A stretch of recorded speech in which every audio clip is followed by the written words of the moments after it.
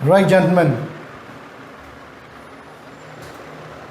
I personally feel that the most difficult part in a teenager's life comes when he has to contemplate professional goals or chalk out a career path. ये आप मेरी बात से सहमत होंगे कि teenager जिस एज में आप हो उसमें सबसे ज़्यादा मुश्किल टाइम वो होता है जब आप अपने लिए कुछ प्रोफेशनली सोचते हैं। पुराने टाइम में when we used to meet somebody they used to ask us कि बेटा आगे चल के क्या बनोगे, डॉक्टर बनोगे या इंजीनियर बनोगे। There were very few or rather very handful professions of which we could think of or on which we could be guided. But today the times have changed. There are a number of offbeat professions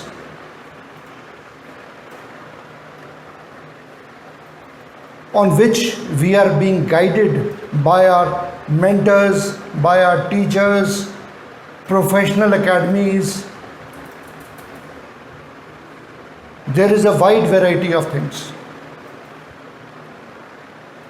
But this is a very important phase in your life wherein you have to decide and choose for yourself what will be good for you.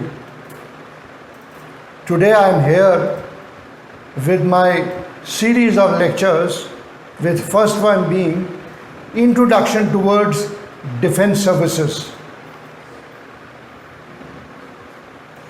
The defense services have got three wings: Army, Air Force and Navy, wherein you can choose anyone and decide for yourself which color of uniform you would like to adorn. और मैं आपको बिल्कुल ईमानदारी से बताता हूँ कि मेरे 37 साल इस फौज के अंदर बहुत बढ़िया गुजरे हैं। और मैं इस लेक्चर को शुरू करने से पहले आपको बेस्ट विशेस देना चाहूँगा और ये चाहूँगा कि परमाणु के रास्ते से आपको जितनी मदद मिले और आप जल्दी किसी न किसी कलर की यूनिफॉर्म पहने। This is a very noble profession. People look up at you with lot of respect, dignity. You must excel towards this and try and adorn this uniform. The defense services personnels are saviors, defenders of the nation. If you see whatever has been happening past decades with Pakistan on our borders at J&K, and what is today the conditions which are prevailing with China, हम सब लोग including me, retired community और आप सब, हम सब लोग अपने चाइना के बॉर्डर्स की तरफ देख रहे हैं कि ये जो सिचुएशन है ये जल्द ठीक हो और हमारे जो बॉर्डर्स हैं जिनको ये लोग प्रोटेक्ट कर रहे हैं, हमारा सैल्यूट सबका इनकी तरफ है। जब हमने कोई बहुत ऊंची हिल, माउंटेन क्रॉस करना होता है, अगर हम वेट करें तो वो नीचा नहीं हो जाएगा, छोटा नहीं हो जाएगा। तो जितना जल्दी हो सके हमको सोचना है और जो ये पहाड़ है हमारे सामने उसको क्रॉस करने के लिए विधि बनानी है और इसको क्रॉस करना है। ये आप अगर आज डिसाइड करते हैं,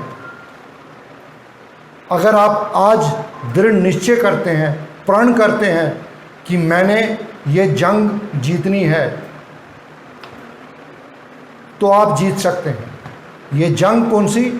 कि आपने अपने लिए प्रोफेशनल गोल चुनना है, सिलेक्शन अपना सुनिश्चित कराना है in defence services, army, air force, navy में। उसके लिए आपको काफ़ी सारी प्रिपरेशन करनी पड़ेगी। आपको सुनिश्चित करना पड़ेगा कि मैंने इस रास्ते पे चलना है और उसको अचीव करने के लिए जो भी मैंने मेहनत करनी है वो मैं करूँगा, और उसके लिए हम आपको गाइड करेंगे। मैं आज आपको पूरे प्रोसीजर्स के बारे में बताऊंगा कि कैसे आप जब पहले दिन वहाँ पहुँचेंगे कैसे आपने बिहेव करना है, कैसे आपको लोग रिसीव करेंगे, कैसे आपके ग्रुप्स बनेंगे, कैसे आपके टेस्ट कंडक्ट होंगे।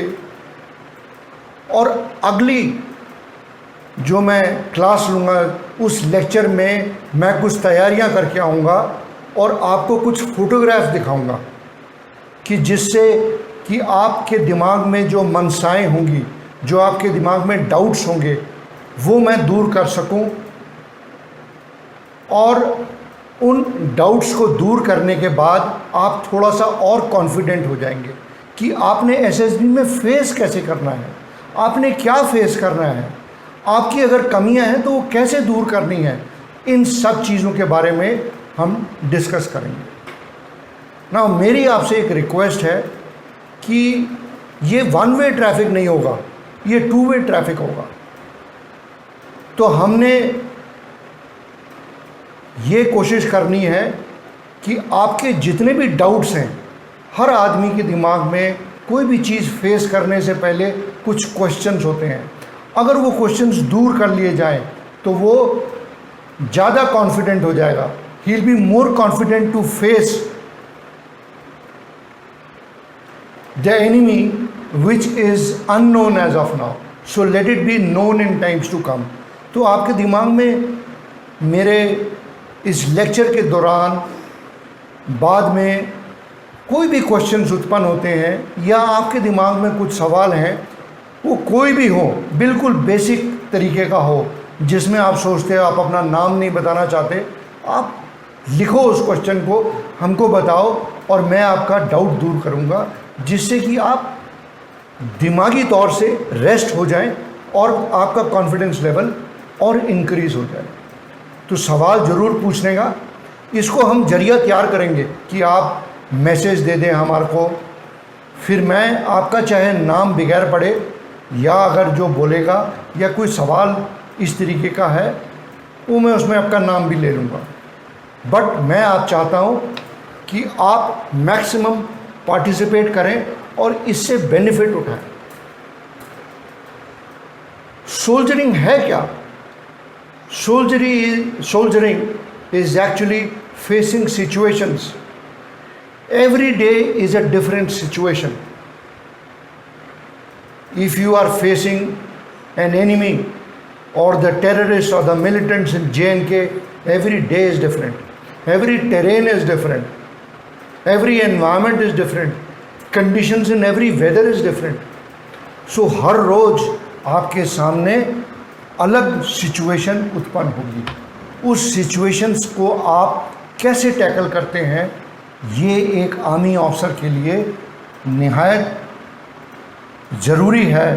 इसीलिए ये हम कई सारी सिचुएशंस आपको एसएसबी के दौरान रखेंगे, जिसका कि आप अपना जवाब देंगे और हम उसको आपके रिएक्शन को इवैल्यूएट करेंगे, जिससे कि हम आपकी जो पर्सनालिटी है based on your reactions and behavioural pattern we can analyse it and see if you are suitable for this profession. एक आपने एक वर्ड सुना होगा, एक लाइन सुनी होगी, कई बार फौजी ऑफिसर या कई लोग बोलते हैं, do you have it in you. ये क्या है?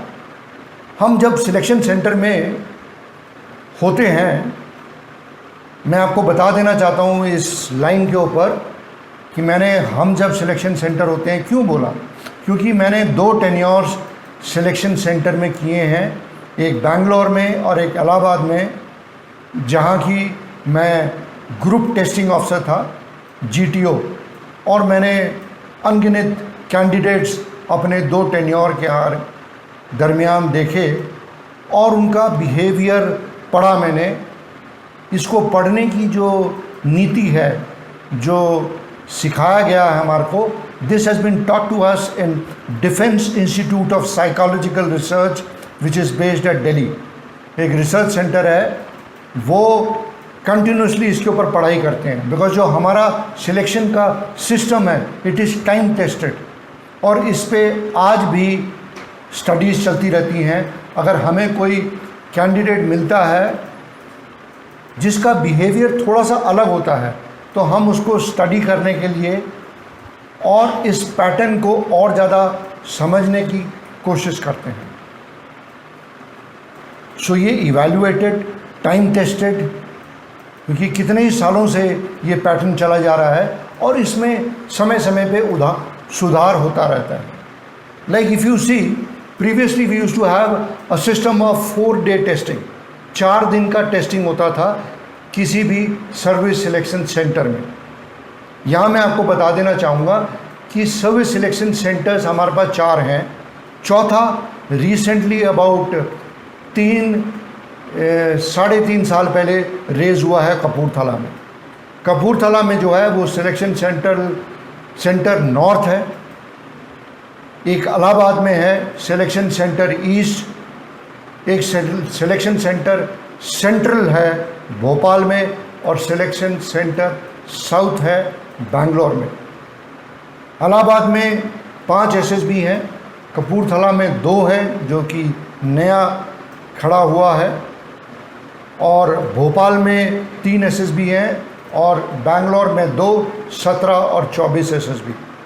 इसके अलावा नेवी की जो SSBs हैं, एक SSB 12 SSB बैंगलोर में है, एक 33 SSB भोपाल में है, और एक नई SSB उनकी खड़ी हुई है कोई 8-10 साल पहले कोयम्बटूर में। एयरफोर्स की जो SSBs हैं वो है वाराणसी, मैसूर, और जहाँ मैं खड़ा हूँ, जहाँ से आप ठंडी हवा का जहाँ हम नज़ारा ले रहे हैं, वो देहरादून है। एक क्लेमेंट टाउन में देहरादून के अंदर एयरफोर्स की SSB है। तो ये ओवरव्यू है कि कहाँ कहाँ हम SSB फेस कर सकते हैं, कहाँ कहाँ हमारे को जाना पड़ेगा। Now coming back to our topic कि सोल्जरिंग क्या है।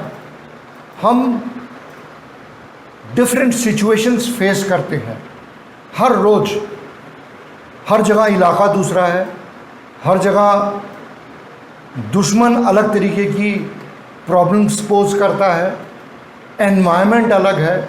किसी जगह पे जो हमारे कुछ लोग हैं जो हमारी कंट्री में रह रहे हैं J&K के अंदर, कुछ उनके सपोर्टर्स कुछ रीजंस के कारण बन जाते हैं या दबाव के कारण बन जाते हैं, और वो इनको इन्फॉर्मेशन देना शुरू कर देते हैं। तो वहाँ पर आपकी सिचुएशन अलग हो जाएगी। अगर आप चाइनीज़ बॉर्डर पे हैं तो वहाँ सिचुएशन अलग हो जाएगी।